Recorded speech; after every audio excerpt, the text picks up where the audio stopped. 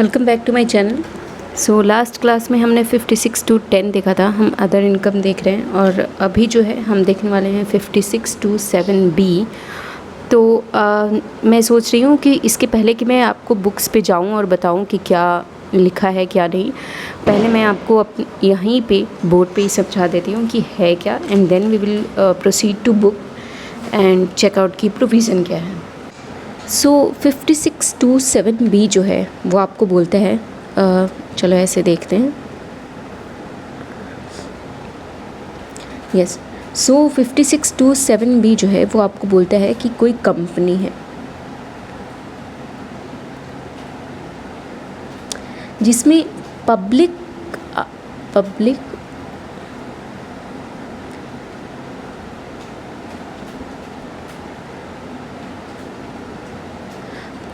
are not substantially interested। That means कि अगर कोई प्राइवेट कंपनी है, ठीक है, और ये प्राइवेट कंपनी, अब केस क्या होता है कि एक प्राइवेट कंपनी है और ये प्राइवेट कंपनी अगर कोई शेयर इशू करती है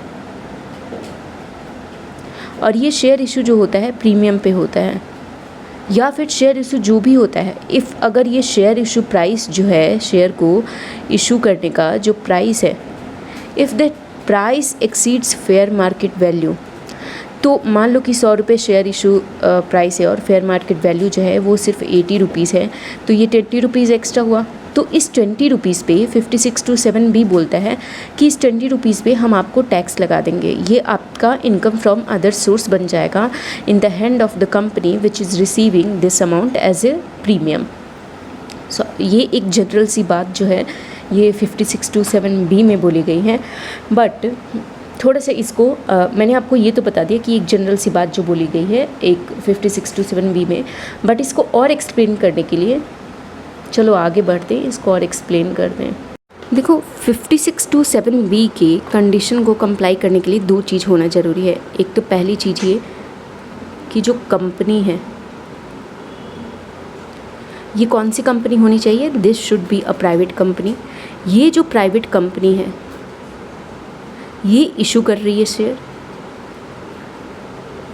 ये शेयर इशू करती है, इसका जो शेयर इशू का प्राइस है वो more than fair market value है, ठीक है। अब ये प्राइवेट कंपनी ने जो शेयर इशू किए, तो इस यहाँ पे कोई शेयर होल्डर हो रहा होगा, ठीक है। अब ये जो शेयर होल्डर है ये एक रेसिडेंट शेयर होल्डर है।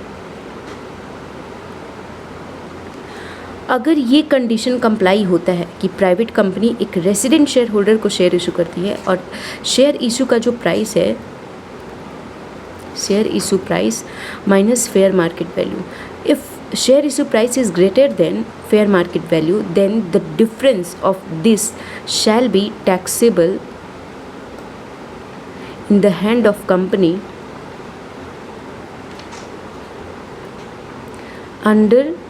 under the head income from other sources। I hope you understood this point। इसमें आगे जाके एग्जाम्पल देखेंगे और उसके बाद हमें और अच्छे से समझ में आएगा। इंस्टीट्यूट की बुक में जो एग्जाम्पल दिए हैं हम वही एग्जाम्पल करने वाले हैं, बट उसके पहले हम इसमें और आगे बढ़ते हैं। ये हो गया जनरल प्रोविज़न आपका, बट इस जनरल प्रोविज़न के बाद से एक चीज़ और लिखी हुई है कि अगर ये जो मैंने आपको चीज़ें बताई, ये जो कंडीशन है, ये जो सर्कमस्टांसेस है, अगर ये किसी वेंचर कैपिटल अंडरटेकिंग के साथ होता है, देन किसी पहला पॉइंट है, एक्चुअली दो कैटेगरी है, किसी वेंचर कैपिटल अंडरटेकिंग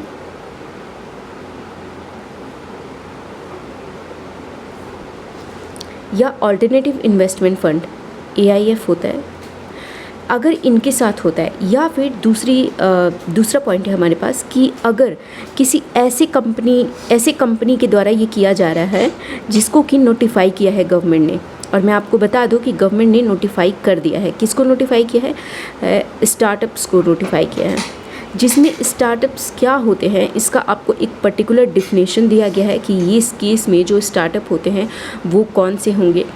और अगर ये दोनों ये काम करते हैं, अगर ये दोनों अपने शेयर को फेयर मार्केट वैल्यू से एक्सेस पे इशू करते हैं, स्टिल जो भी डिफरेंस होगा वो टैक्सेबल नहीं होगा। बिकॉज आप देखो जितने भी स्टार्टअप्स हैं आज, अगर जितने भी ई कॉमर्स कंपनी है, स्पेशली अगर हम देखें, सारी ई कॉमर्स कंपनी जो है ये लॉस में चल रही हैं। Most of them, I think 99% of the e-commerce company are in loss. किसी भी कंपनी का नाम उठा के देख लो।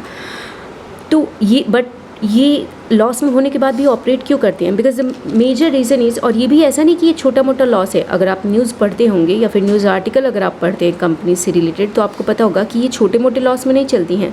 इनके पास ह्यूज लॉसेस होते हैं।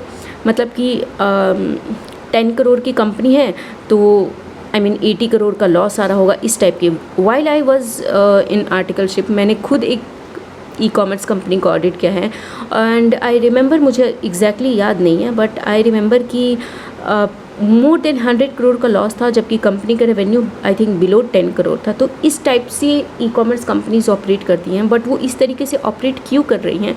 क्योंकि उनका मोटो होता है कि एक बार, आज से 10 साल, उनको चाहे 10 साल लगे या 15 साल लगे या फिर 20 साल लगे, बट जैसे ही कस्टमर को वो पूरे तरीके से अपने ऊपर डिपेंडेंट बना लेंगी कि अब उनको फिज़िकल प्लेस पे जाके कोई सामान नहीं खरीदना है, वेदर इट्स फूड या फिर आपके कपड़े हो गए या फिर कोई भी और चीज़।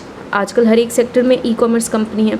तो जब कस्टमर जो है कम्प्लीटली डिपेंडेंट हो जाएगा इन ई कॉमर्स कंपनीज़ पे, देन उनका मार्केट ग्रो करने लगेगा। और जो उनको जो लॉस होते हैं इतनी ज़्यादा उनके मार्केटिंग पे या फिर जो आप देखो हमेशा डिस्काउंट देते रहती हैं कोई भी प्रोडक्ट पे, ये डिस्काउंट वो देना बंद कर देंगी तो ये कंपनी अपने आप प्रॉफिट पे चली आएंगी। Sorry, but that's a separate point. I just wanted to tell कि ये कंपनी ऑपरेट क्यों करती हैं। ये कंपनी अपने एक लॉन्ग टर्म विज़न के लिए ऑपरेट करती हैं and due to this long term vision government जानती है कि मार्केट कैसे काम करता है, इसीलिए इन स्टार्टअप्स को एक छूट दी गई कि ठीक है आप जो है, और ये स्टार्टअप एक्चुअली में जो इन्वेस्टर हैं वो इस कंपनी का अगर फेयर मार्केट वैल्यू निकालें तो अगर 100 रुपीज़ आ रहा है तो जो शेयर इशू होते हैं वो शेयर इशू होती है 1000 पे, एंड इन्वेस्टर जो है वो हैप्पीली इन्वेस्ट करते हैं। तो इसलिए इन कंपनीज़ को और वेंचर कैपिटल अंडरटेकिंग को इस लॉ से बाहर रखा गया। अपार्ट फ्रॉम दीज टू, कोई भी कंपनी अगर ऐसा काम कर रही है देन हम ये मानेंगे कि अच्छा जो मानेंगे वो मैं बाद में बताऊंगी। एक्चुअली हम ये मानते हैं कि कंपनी ने इनकम डिस्क्लोज़ नहीं किया है और हम टैक्स लगा देते हैं, बट अभी सिर्फ हम ये समझते हैं कि अगर ये circumstances apart from these two किसी कंपनी के साथ होते हैं तो फिर जितना भी एक्सेस अमाउंट है उतना टैक्स लग जाएगा। ये एक प्लेन सी अंडरस्टैंडिंग मैंने आपको दे दी। अब हम चलते हैं बुक पे और देखते हैं कि बुक में क्या लिखा हुआ है। पहले थोड़ा बुक भी देख लेते हैं। यस, बुक में लिखा हुआ है 5627B consideration receive in excess of FMV of share issued by closely held company to be treated as income of such company where share are issued at a premium. ठीक है, section 5627B bring to tax the consideration receive from a resident person. Okay, one most important thing मैं आपको ये बताना भूल गई कि जो अभी मैं एग्जाम्पल आपको दे रही थी, उस एग्जाम्पल में जो शेयर इशू हो रहा है, या फिर शायद मैंने बताया होगा, जो शेयर इशू हो रहा है, जो कंपनी, जो प्राइवेट कंपनी है वो जो शेयर इशू कर रही है वो एक रेसिडेंट को कर रही है, ना कि नॉन रेसिडेंट को। तो यहाँ पे वही बात लिखी हुई है कि section 5627 bring to tax the consideration receive from a resident person by a company other than a company in which public are substantially interested which is in excess of the fair market value of the share। आपको ये resident का point समझ में आ रहा होगा कि जो भी अगर सिर्फ रेसिडेंट को हो रहा है तो ही ये सेक्शन जो है एप्लीकेबल होगा। Such excess is to be treated as income of closely held company, उसको हम उसका इनकम बना लेंगे। In case where consideration received for issue of share exceeds the fair market value, that is where shares are issued at premium, issue price of share minus FMV of share into number of share। Okay, इसको हम as an, ये सिर्फ इतना बोल रहा है कि मान लो अगर हमने एक शेयर इशू ना करके 20,000 शेयर इशू किए हैं तो उस 20,000 शेयर का इशू प्राइस माइनस FMV, अब अगर जो भी डिफरेंस आया उसको हम मल्टीप्लाई करेंगे जितना भी नंबर ऑफ़ शेयर हमने इशू किया है, और वो टोटल का टोटल अमाउंट जो है वो हमारा income from other source in the hand of the company बन जाएगा। अगर आपको यह अभी नहीं समझ में आ रहा बी पॉइंट, तो नीचे जो एग्जाम्पल दिए हुए हैं उसे ज़्यादा अच्छे से समझ में आएगा। सी पॉइंट हमारा बोलता है fair market value of the share shall be higher of the value as may be. अब मैंने आपको ऊपर बताया कि फेयर मार्केट वैल्यू से जो है आप कंपेयर करेंगे किसको, इशू प्राइस को, तो उसके लिए आपको फेयर मार्केट वैल्यू निकालना ज़रूरी हो जाता है। अब फेयर मार्केट वैल्यू कैसे निकालेंगे? फेयर मार्केट वैल्यू निकालने के लिए यहाँ पे लिखा गया है determine in accordance with the prescribe method जो भी प्रिस्क्राइब मेथड है उसके द्वारा आप या तो फेयर मार्केट वैल्यू निकालिए, और substantiated by the company to the satisfaction of AO based on the value of its asset on the date of issue of share, या फिर कंपनी खुद निकाले।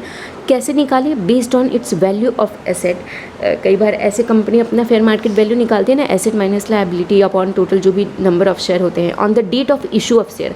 अगर ऐसे करके कंपनी खुद to the satisfaction of AO या तो इस मेथड से निकाल दे, या फिर जो भी मेथड प्रिस्क्राइब किए गए हैं। अब कौन से मेथड प्रिस्क्राइब किए गए हैं ये हम नीचे आज ही देखेंगे, कुछ मेथड प्रिस्क्राइब किए गए हैं वो हम आज ही देखेंगे। तो इन दोनों में से जो भी ज़्यादा हो, अगर जो मेथड प्रिस्क्राइब किए गए हैं उस मेथड से FMV 120 आ रही है, और to the satisfaction of AO अगर कंपनी अपना एसेट लायबिलिटी देख के जो FMV निकाल रही हैं, अगर वो 140 आ रही है, तो दोनों में से जो भी हायर होगा 120 और 140 विल बी द हायर, तो 140 will be treated as fair market value for the purpose of section 5627। ठीक है। नेक्स्ट पॉइंट है हमारा, for the purpose of computation of FMV the value of asset would include the value of intangible asset being goodwill, know-how, patent, copyright, trademark, license, franchisee और any other business or commercial right of similar nature। सिर्फ इतनी सी बात बोल रहे हैं कि जब हम कंप्यूट करेंगे FMV तो जो भी हमारे पास इंटेंजिबल एसेट होते हैं उसको भी हम कंसिडर करेंगे। आई होप यू अंडरस्टूड दिस। आगे आते हैं अब हम एग्जाम्पल पे जैसे मैं आपको बोल रही थी कि जो भी ये जो नॉर्मल प्रोविज़न है वो आपको ज़्यादा समझ आएगा एग्जाम्पल से। तो एग्जाम्पल देखते हैं। एग्जाम्पल नंबर 1 है, बोलता है कि 10,000 शेयर है, फेस वैल्यू है शेयर की 100 रुपीज़, FMV है 120 और इशू किया है 130 पे। मतलब कि जो भी FMV है 120 रुपये है, 120 रुपये है, बट जो इशू किया है वो 130 पे किया है। फेस वैल्यू को भूल जाओ, चाहे फेस वैल्यू 100 हो बट इशू प्राइस अगर 130 हो तो आपको साफ समझ में आ रहा है कि 30 रुपीज़ प्रीमियम है। But premium here is not our target point. हमें सिर्फ ये देखना है कि फेयर मार्केट वैल्यू तो हमारी 120 रुपये है बट इशू किया जा रहा है 130 रुपये पे। दैट मीन्स कि 10 rupees into 10,000, this 1 lakh rupees should be treated as income from other sources in the hand of the company a private limited. आपको आंसर एप्लीकेबिलिटी ऑफ सेक्शन में भी यहाँ पे 1 लाख रुपीज़ दिख रहा होगा।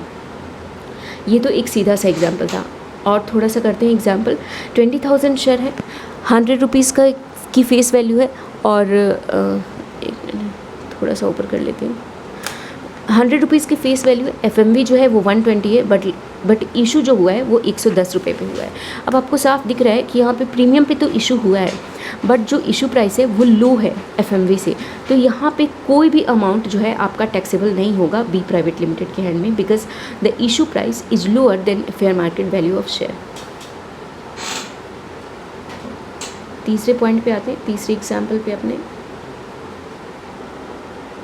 थर्ड एग्जाम्पल है हमारा कि 30,000 शेयर है, 100 रुपीज़ फेस वैल्यू है, 90 रुपीज़ जो है उसका FMV है, बट 98 रुपीज़ जो है वो आपकी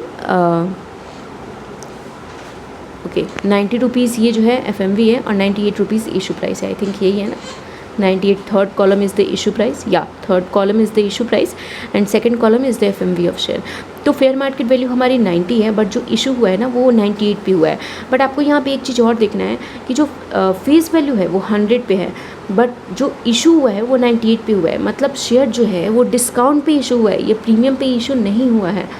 सो इसलिए ये एक इम्पॉर्टेंट एग्जाम्पल है। आपको जो हमारे ऑब्जेक्टिव टाइप क्वेश्चंस होते हैं उसमें आपको ये पूछा जा सकता है, और अगर आपने इस टाइप के एग्जाम्पल नहीं सॉल्व किए हों, आपको प्लेन अंडरस्टैंडिंग, अगर आपको सिर्फ यही लग रहा हो कि FMV में से माइनस कर देंगे तो आप उस तरीके से सोचेंगे तो यहाँ पे लगेगा कि नहीं 90 रुपीज़ फेयर मार्केट वैल्यू है, 98 पे इशू हुआ है, तो इसका मतलब 8 रुपीज़ इंटू 30,000 शेयर जो है हम 2,40,000 अमाउंट जो है हम इनकम फ्रॉम अदर सोर्स बना देते हैं सी प्राइवेट लिमिटेड में। बट आप ये देखिए कि ये जो 5627B है वो आपको साथ साथ ये भी कहता है कि जो शेयर इशू हो रहा हो ना वो प्रीमियम पे हो रहा हो। So in this case example number 3, the share has been issued not on premium rather on discount. तो इसलिए यहाँ पे 5627B में कोई भी टैक्स नहीं लगेगा, कुछ भी इनकम टैक्सेबल नहीं होगा।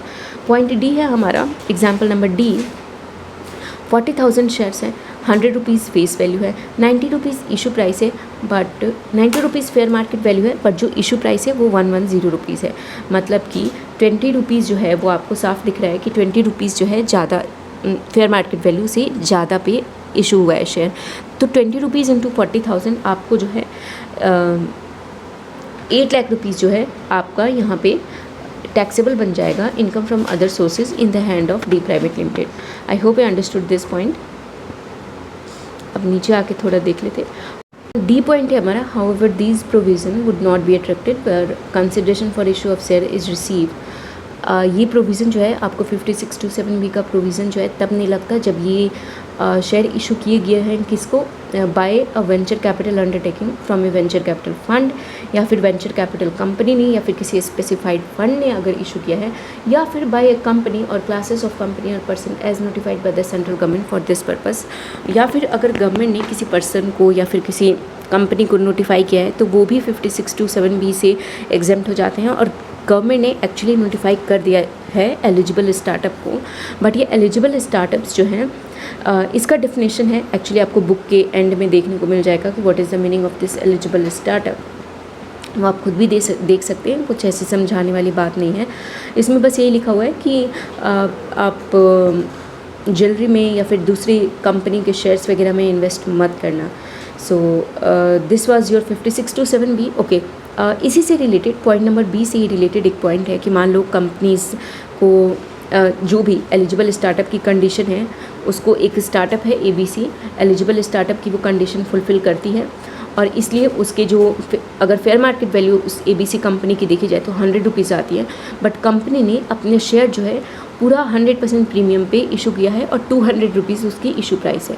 अब कंपनी सिंस सारी कंडीशन फुलफ़िल करती है तो इसलिए उसके हैंड में कुछ आया नहीं, कुछ इनकम फ्रॉम अदर सोर्स बना नहीं है। बट आपका ये जो नोट है वो आपका नोट ये कहता है कि अगर आगे चल के किसी ईयर में कंपनी ने किसी भी जो भी कंडीशन दिए हुए हैं एलिजिबल स्टार्टअप के, अगर किसी भी कंडीशन को ब्रेक कर दिया तो हम ऐसा मानेंगे कि उस ईयर में उस कंपनी ने जो उस ईयर में उस कंपनी ने अगर ब्रेक किया तो उस पर्टिकुलर ईयर में जो अमाउंट हमने पहले एग्जेम्प्ट किया था उस अमाउंट को हम इनकम फ्रॉम अदर सोर्स में टैक्सेबल कर देंगे। और हम ऐसा मानेंगे, आप देखिए नोट में जो अमाउंट होगा उसको हम मानेंगे misreporting of income, refer to in section 270A8 and 270A9 for the set previous year.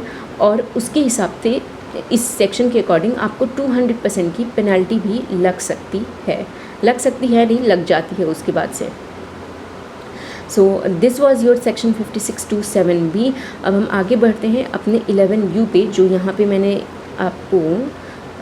आपको दिखा देती हूँ। जैसे यहाँ पे हमने एक जगह पढ़ा था कि yes C point fair market value determine in accordance with the prescribe method, या फिर जो मेथड अगर मतलब फेयर मार्केट वैल्यू कंपनी की निकालनी है, FMV निकालनी है, तो जो मेथड दिए गए हैं आप उस मेथड से निकालिए। तो मैंने आपको बताया कि कुछ मेथड दिए गए हैं जो कि हम आज की क्लास में ही देखेंगे। तो वो मेथड जो है वो मेंशन है 11U में, meaning of expression used in determination of fair market value, ठीक है। बट इस फेयर मार्केट वैल्यू को समझने के लिए ऊपर का छोड़ के हम आते हैं नीचे की साइड और सबसे पहले यहाँ से पढ़ते हैं, क्योंकि ये जो फेयर मार्केट वैल्यू का जो मीनिंग है ना 11U, ये आपको अगर आप 56 to 10 की क्लास अगर आपने देखी हो तो वहाँ पे भी कई जगह पे 11U जो है मेंशन हुआ है। सो सबसे पहले हम जो 11U का इम्पॉर्टेंट पॉइंट है उसको देख लेते हैं। अब हम डिस्कस करने वाले हैं section 11UA।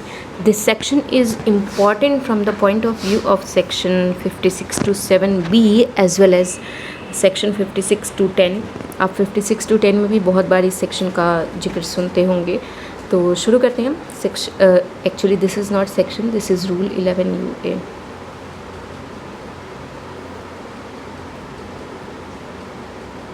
This is rule 11UA।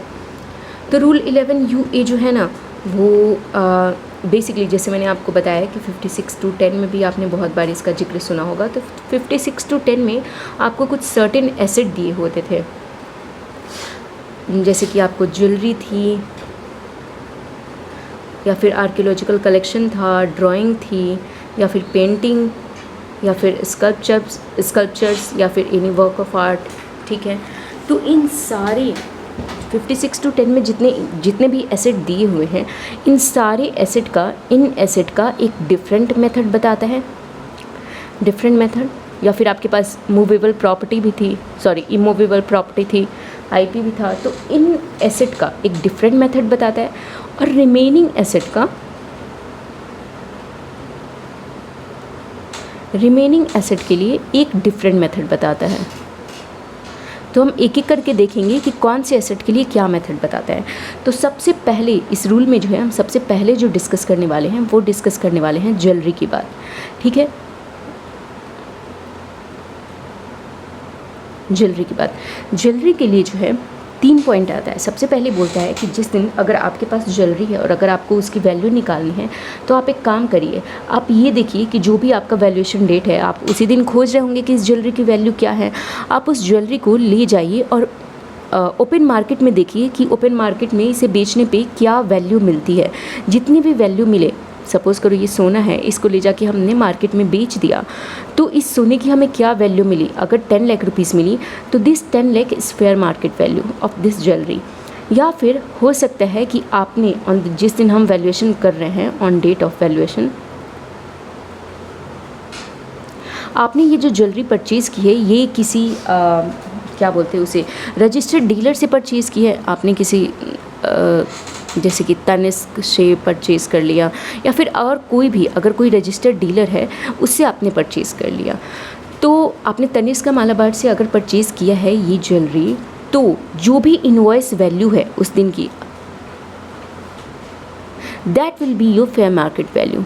या फिर इसमें एक तीसरा कंडीशन बोलता है कि ये भी हो सकता है कि ज्वेलरी जो आपने परचेज़ नहीं की हो, अगर किसी अदर मेथड से, अदर मेथड का मतलब यहाँ पे क्या हो गया कि सपोज़ करो को आपको ज्वेलरी जो है गिफ्ट मिल गई, या फिर आपको ज्वेलरी जो है विल में मिल गई, या फिर आपको ज्वेलरी जो है वो इनहेरिटेंस में मिल गई।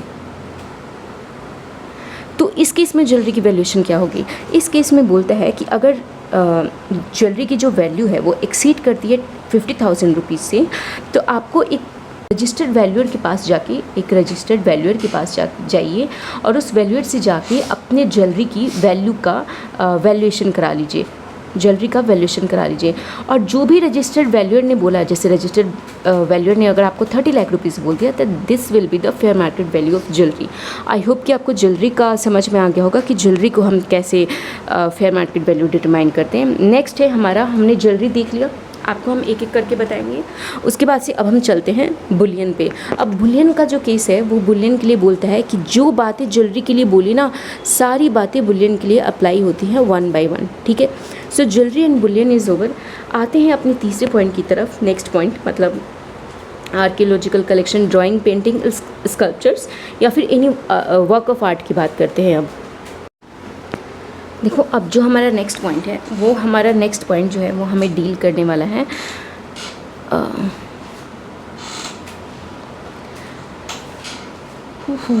हमने देख लिया है, ज्वेलरी देख ली है और बुलियन देख लिया है। अब हमारे पास आता है archaeological.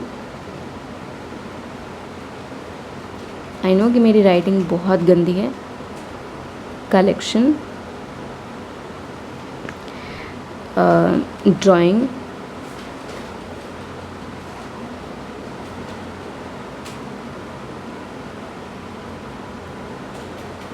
Painting,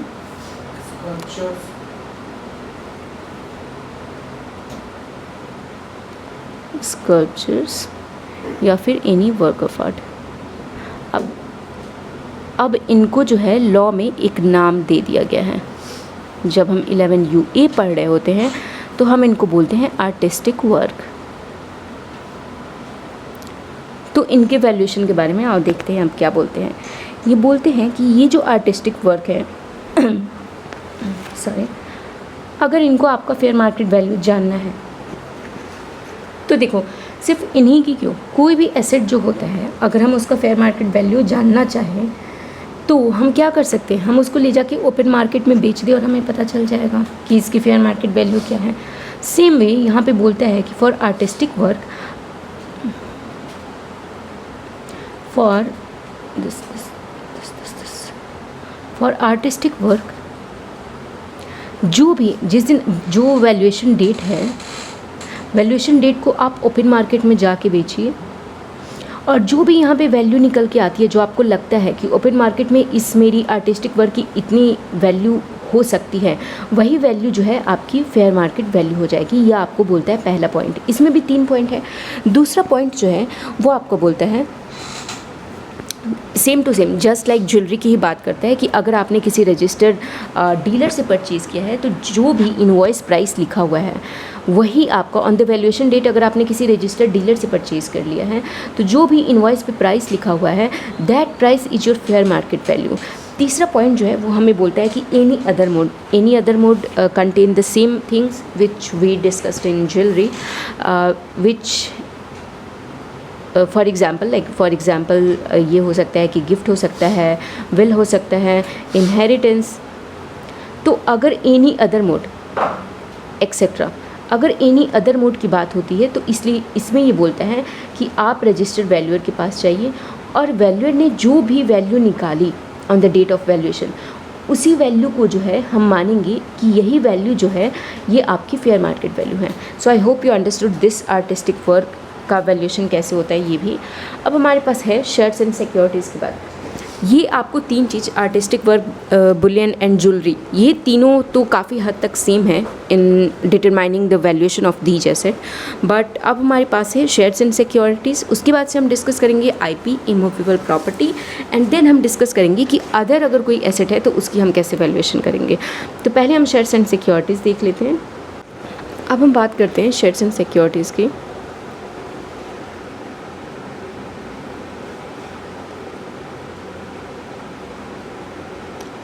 shares and securities,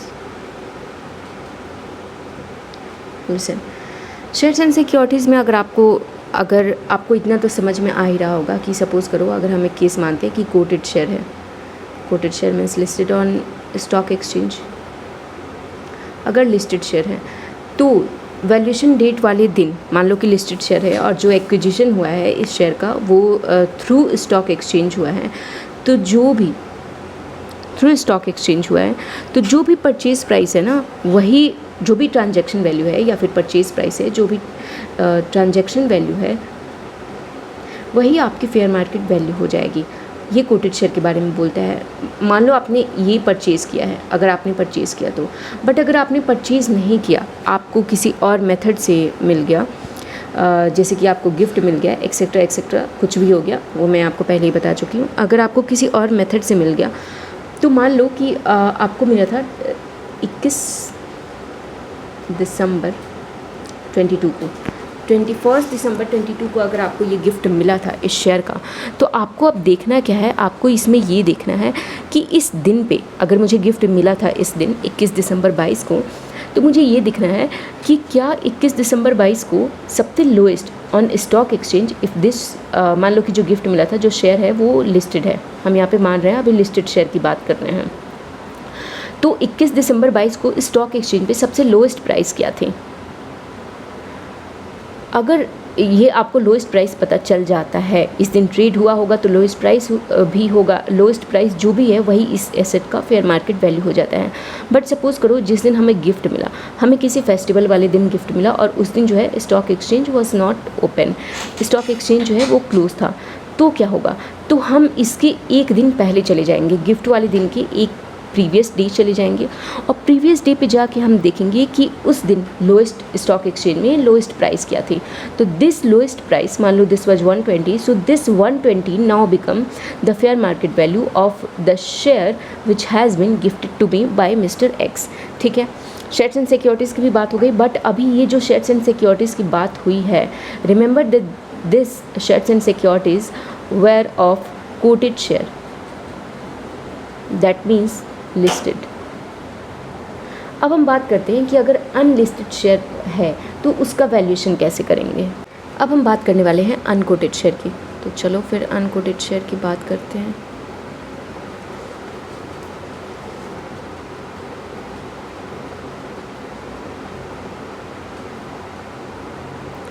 मेरी राइटिंग वैसे ही ख़राब है और जब मैं इस पर लिखती हूँ तो वो और ख़राब लगती है। अनकोटेड शेयर, चलो इसको समझने के लिए एक ABC प्राइवेट लिमिटेड लेते हैं। ठीक है, मान लो कि ये कंपनी है, इस कंपनी का एक बैलेंस शीट है। अब इस बैलेंस शीट में सपोज़ करो कि ज्वेलरी है, कुछ सर्टेन अमाउंट की ज्वेलरी है उसके बाद से इसमें कंपनी ने कुछ इन्वेस्टमेंट किए हैं, चलो यहाँ पे लिख देती हूँ इन्वेस्टमेंट, शेयर्स एंड शेयर्स में किए हैं, ठीक है। तो ये इन्वेस्टमेंट है।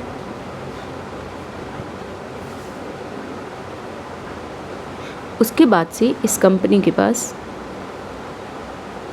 कुछ मान लो इमूवेबल प्रॉपर्टी है, लैंड एंड बिल्डिंग भी है, उसकी भी कुछ वैल्यू आ रही होगी। एंड अदर एसेट भी हैं, जैसे मान लो कि फर्नीचर है, फर्नीचर एंड फिक्सचर है, मान लो कि कार है, और क्या मान सकते हैं, और हम मशीन मान सकते हैं, मशीन है। अंडरस्टूड, ठीक है। ये चीज़ें हैं ABC प्राइवेट लिमिटेड में। और इसके साथ साथ यहाँ पे एक और चीज़ बोली गई है कि कुछ सर्टेन मैं अब लाइबिलिटीज़ के नाम नहीं ले रही हूँ, लाइबिलिटीज़ हैं, ठीक है, उसका कुछ अमाउंट है, मान लो लाइबिलिटीज़ है। ये दोनों बैलेंस शीट हमारी जो है इक्वल आ रही है, और हमें बोला जा रहा है कि अब आप अनकोटेड शेयर का इस कंपनी का जो है वैल्यू निकाल के आप हमें बताइए कि फेयर मार्केट वैल्यू इस ABC प्राइवेट लिमिटेड की कितनी हुई। अब देखो आप कैसे निकालेंगे, इन केस अगर आपको क्वेश्चन आता भी है तो आप कैसे निकालेंगे। ये हो गया ABC फेयर मार्केट वैल्यू क्या होने वाली है, ठीक है, क्वेश्चन में। देखो अब फेयर मार्केट वैल्यू निकालने का जो अनकोटेड शेयर होते हैं ना, जो अनकोटेड शेयर होते हैं उनका फेयर मार्केट वैल्यू निकालने का एक फार्मूला है, और वो फार्मूला ये है A + B + C + D - L into paid up value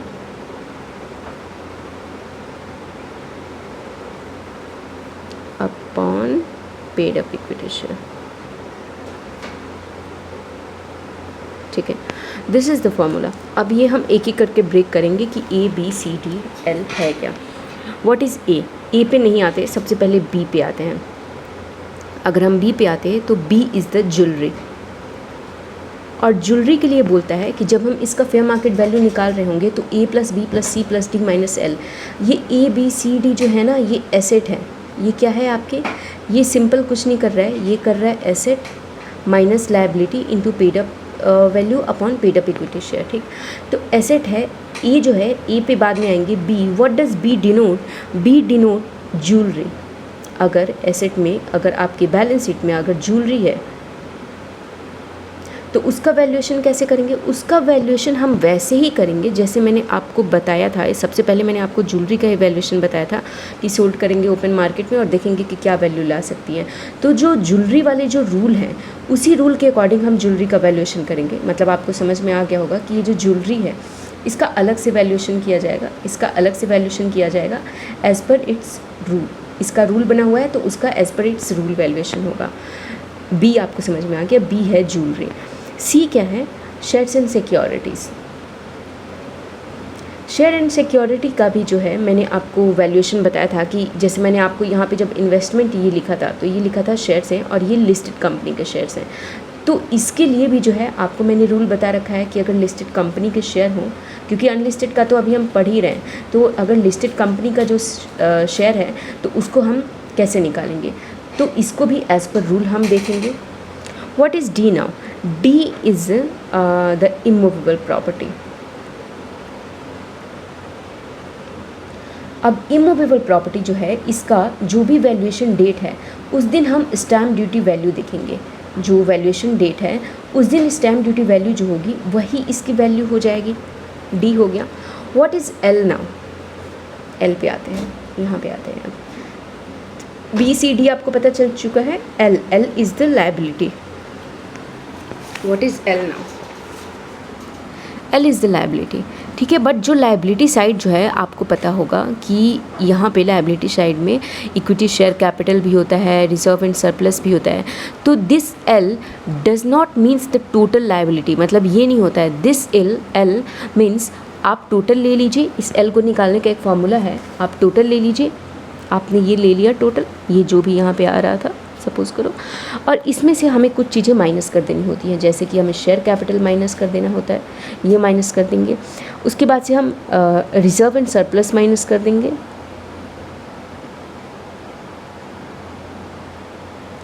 reserve and surplus, ये भी हम माइनस कर देंगे, एक्सेप्ट डेप्रिसिएशन रिजर्व, यहाँ पे मैं लिख देती हूँ एक्सेप्ट। अब मुझे इसी पेज में बताना पड़ेगा सो दैट कंटिन्यूटी बनी रहे। अगर मैं दूसरे पेज में जाती हूँ then that would be okay, नीचे आ जाते हैं थोड़ा सा।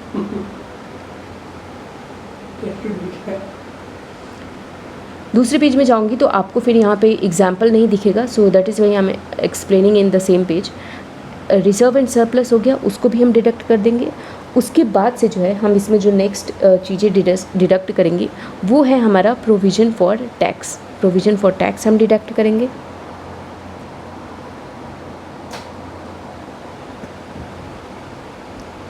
आगे जो है हम इसमें एक चीज़ और डिडक्ट करते हैं, अगर कोई एजीएम से पहले, एजीएम में डिक्लेयर हो गया है डिविडेंड तो नहीं डिडक्ट करेंगे। एजीएम से पहले अगर कोई डिविडेंड है हमारे पास जो कि हमारे पास पेबल आ रहा है then this dividend shall also be deducted, और जो रिमेनिंग मेरा अमाउंट बचता है that amount, this amount will be the value of my liability. ये जो है मेरी एक्चुअल लायबिलिटी निकल के आई। अब हम आते हैं, आपको मैंने बी सी डी और एल का मतलब समझा दिया, अब आते हैं अपने ए पॉइंट पे। थोड़ा सा नीचे आके देखते हैं। ए, व्हाट इज़ ए? ए मैंने आपको बताया, अगर इस बैलेंस शीट में जाएं तो हमारी बैलेंस शीट में मैंने आपको ज्वेलरी समझा दिया, this is done, investment is also done, IP is also done. मैंने कहा आपको बाकी जितने भी शेयर है ना, furniture and fixture, car, machine, इन सब की जो बुक वैल्यू होगी ना, नीचे आते हैं पहले, the book value of all asset except, what is except? Jewelry, artistic work,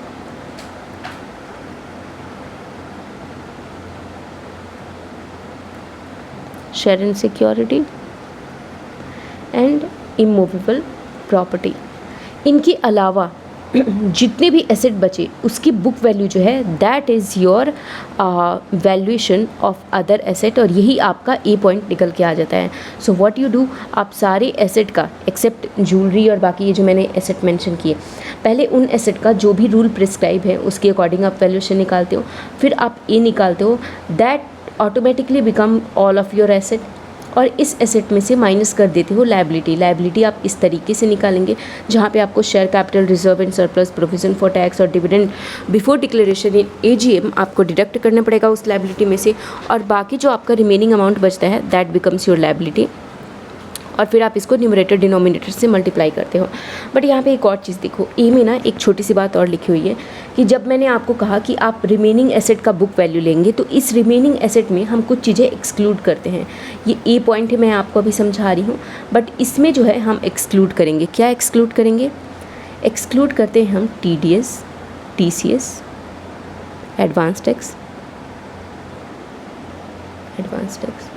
अगर कोई इनकम टैक्स रिफंड मिला है तो उसको भी हटाते हैं, इनकम टैक्स रिफंड, या फिर अब तो नहीं शो होते बट पहले शो होते थे। नीचे आती हूँ मैं हल्का सा, और अगर आपकी बैलेंस शीट में अगर कोई अनअमोटाइज डेफर्ड एक्सपेंडिचर वगैरह भी है, जैसे प्रिलिमिनरी एक्सपेंस वगैरह हो गया, तो अगर इस टाइप का प्रिलिमिनरी एक्सपेंस या फिर कोई अदर, अगर कोई डेफर्ड एक्सपेंडिचर है तो इन दो टाइप के एसेट को हम एक्सक्लूड करेंगे, और बाकी जो भी एसेट बचा उसको हम उसके बुक वैल्यू पे ले लेंगे, that will be your value for a. I hope you understood this. अब मुझे ए बी सी डी मैंने आपको बता दिया, एल जो है वो भी मैंने आपको बता दिया, बट इसमें एल में जो है मुझे देखना पड़ेगा कि कहीं पे मैंने कुछ छोड़ा ना हो, और उसके बाद से हमें मल्टीप्लाई करना होता है पेड अप वैल्यू से, और डिनोमिनेटर में जो आता है पेड अप इक्विटी शेयर, और इस तरीके से आपका वैल्यू निकल के आता है कि फेयर मार्केट वैल्यू क्या हुई अनकोटेड शेयर की। तो चलिए अब एक बार थोड़ा सा बुक को ध्यान में रख लेते हैं, और बुक को ध्यान में रख के देखते हैं कि हमारा क्या छूटा है अब तक हमने कितना पढ़ लिया और हमारा कोई पॉइंट पेंडिंग तो नहीं है। एक छोटी सी चीज़ मैं आपको और बता दूं, अभी हम लायबिलिटी का डिस्कशन कर रहे थे तो मैंने देखा कि लायबिलिटी में एक चीज़ और जो है आपकी रह गई है, उसको छोटा सा पॉइंट है मैं और बता देती हूँ। लायबिलिटी में मैंने आपको बताया था कि आपको कुछ पॉइंट जो है एक्सक्लूड कर देना होता है। उस एक्सक्लूज़न में दो चीज़ें जो हैं जो मैंने आपको नहीं समझाई वो भी एक्सक्लूड करना होता है। जैसे कि अगर आपने कोई प्रोविज़न बनाया है, प्रोविज़न अगर सर्टेन लायबिलिटी के लिए है, जैसे कि मान लो आपको लगता है कि डेटर जो है ये बैड डेट होगा ही होगा, ये कोई चांस ही नहीं है, कंपनी डूब ही रही है, तो ये सर्टेन लायबिलिटी है। या फिर अगर आपको लगता है कि आप कोई केस लॉ हार ही जाएंगे 100%, तो फिर ये सर्टेन लायबिलिटी है। तो इस लायबिलिटी के लिए जो प्रोविज़न बना है उसको हम नहीं डिडक्ट करेंगे। बट अगर कोई अनअसर्टेन लायबिलिटी अगर कोई है और उसके लिए अगर कोई प्रोविज़न बना है तो उस प्रोविज़न अमाउंट को जो है हम लायबिलिटी का जब हम कंप्यूटेशन कर रहे होंगे तो इसको जो है डिडक्ट कर देंगे। इसके अलावा एक चीज़ और है, अगर कोई कंटिंजेंट लायबिलिटी आ रही है तो इस कंटिंजेंट लायबिलिटी को भी जो है हम डिडक्ट कर देंगे। इसको भी हम जब लायबिलिटी निकाल रहे होंगे तो कंसिडर नहीं करेंगे। अब सीधे चलते हैं हम अपने बुक की तरफ। तो हम बुक की तरफ आ गए हैं। अब मैं एक एक करके नहीं पढ़ने वाली हूँ बिकॉज दैट विल मैं ये हर क्लास में रिपीट करती हूँ that this will not fulfil my purpose to make this class as an revisionary cum regular class. वो पूरी तरीके से पूरा एक्सप्लेनेशन देना ठीक नहीं होगा, आप थोड़ा सा अपने घर पे भी जाके पढ़िए। तो 11UA जो है determination of fair market value for the purpose of section 56 of the act, the fair market value of the property other than immovable property shall be defined in the following manner. सबसे पहले आपको बात करते हैं valuation of jewellery की। Jewellery में आपको 3 point दिए हुए हैं, ज्वेलरी के तीनों पॉइंट मैं आपको बता चुकी हूँ। उसी तरीके से अब archaeological collection, drawing, painting, sculptures की बात करते हैं, ये भी मैं आपको बता चुकी हूँ। शेयर्स एंड सिक्योरिटी है हमारा point C, that is also explained. उसके बाद से है अनकोटेड शेयर की बात हो रही है। अनकोटेड शेयर के लिए if you see here A + B + C + D - L × PV/PE, ये चीज़ें मैं आपको ऑलरेडी एक्सप्लेन कर चुकी हूँ कि what does the meaning of A and B and C and D and respectively D, E and L, sorry not E, D and L, ये भी आपको बता चुकी हूँ। अब मुझे देखना है कि कहीं कोई ऐसा नोट या फिर कुछ भी कोई ऐसी एक एक्सप्लेनेशन जो कि रह गई हो। फिर मैंने आपको ये जो पॉइंट आपको दिख रहा है रिजर्व एंड सरप्लस वाला पॉइंट, ये भी मैंने आपको बताया कि जब हम L निकालते हैं then we have to deduct some amount. उस सम अमाउंट में देखिए आपको पहला जो L में जो सबसे पहला पॉइंट है that point is paid up share capital को आप हटाइए।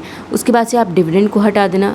The amount set apart for payment of dividend on preference share and equity share was such dividend have not been declared before the date of transfer at a general body meeting of the company. मतलब अगर AGM से पहले, अच्छा मैंने आपको ये चीज़ नहीं बताया था कि प्रेफरेंस शेयर की भी बात। So preference share and equity share both are covered here. अगर दोनों का ही डिविडेंड जो है डिक्लेयर हो चुका है और AGM से पहले की डेट है, AGM में अभी अप्रूव नहीं हुआ है, देन वो अमाउंट जो है जब हम लायबिलिटी का अमाउंट निकाल रहे होंगे तो वो अमाउंट को जो है हम डिडक्ट कर देंगे। आगे देखते हैं हम, 11UA पे आ गए। थर्ड पॉइंट है जो हमारा बोलता है reserve and surplus by whatever name called even if the resulting figure is negative other than those set apart towards depreciation. See depreciation reserve जब मैंने आपको समझाया था तो मैं आपको ज़्यादा एक्सप्लेन नहीं कर पाई थी। डेप्रिसिएशन रिजर्व को हम इसलिए नहीं रिड्यूस करते हैं बिकॉज सम टाइम कभी कभी कंपनीज जो हैं वो अपने एसेट को कैसे शो करती हैं, वो अपने एसेट को ऐसे शो करती हैं। जैसे मान लो यहाँ पे एसेट है, एसेट का कोई एक अमाउंट आ रहा है एंड देन डेप्रिसिएशन, मतलब ये ग्रॉस ब्लॉक होता है, डेप्रिसिएशन होता है, आपका नेट वैल्यू निकल के आता है। But some time instead of showing depreciation like this what they do, कि जो बैलेंस शीट बनती है ना उसी में लायबिलिटी साइड में डेप्रिसिएशन रिजर्व बन जाता है। तो ये टोटल डेप्रिसिएशन आपका यहाँ पे आ रहा होता है।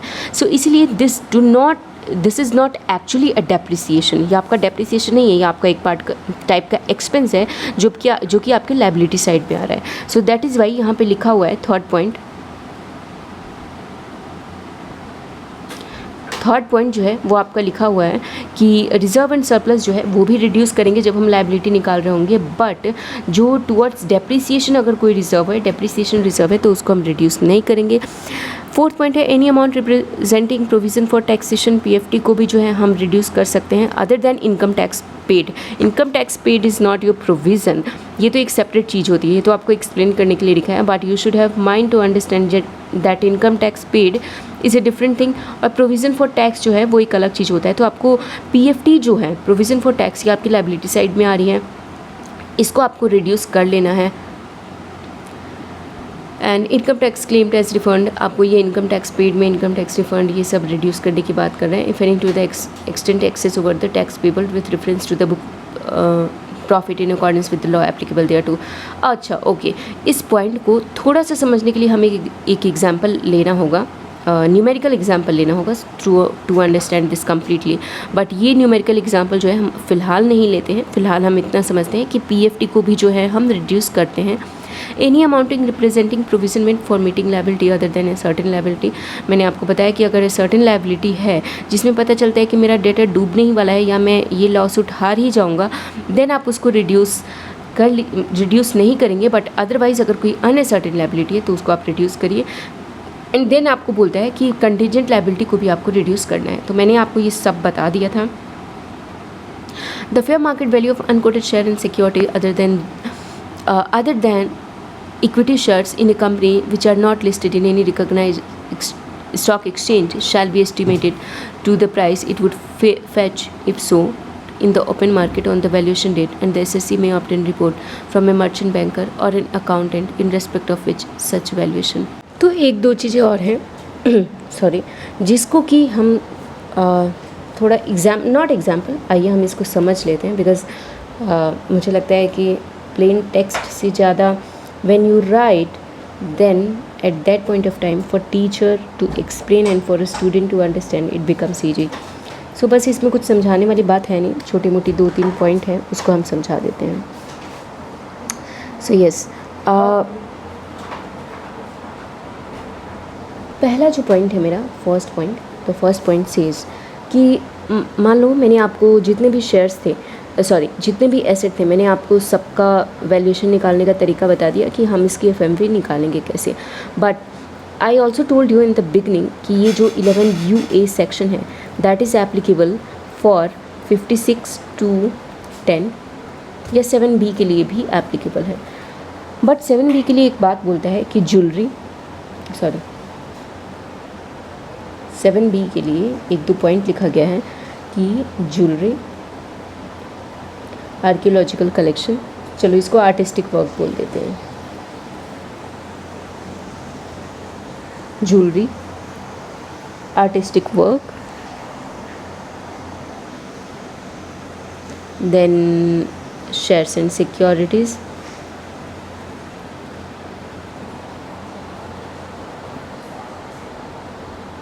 And immovable property. इनकी जो वैल्यू है, इनकी वैल्यू, ये सब वैल्यू निकालने का मैंने आपको एक अलग तरीका बताया था, बट ये जो वैल्यू है फॉर 56 to 7B, इसकी वैल्यू जो है हम बुक वैल्यू पे भी ले सकते हैं। So this was all about your section 56 to 7B as well as 11UA। I hope कि आपको समझ में आ गया होगा। मैं अब आपसे मिलूँगी अपनी नेक्स्ट वीडियो में। Thank you so much for watching, I will see you in the next video.